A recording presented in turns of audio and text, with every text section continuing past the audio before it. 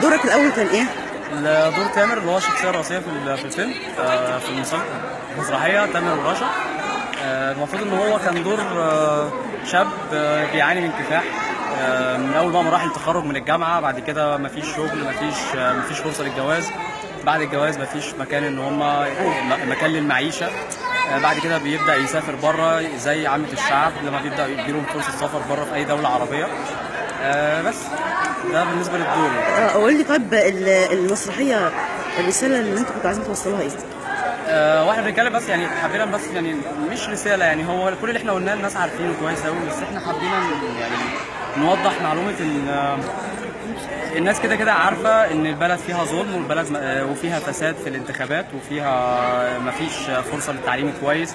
دكاتره الجامعه كلهم فساد، او مش كلهم يعني، في فساد في التعليم، في فساد في الانتخابات، في فساد في البلد، في فساد حتى فرص الشغل بره في الخارج. يعني حبينا ان احنا نتك على بعض التفاصيل يعني. شكرا لك جدا.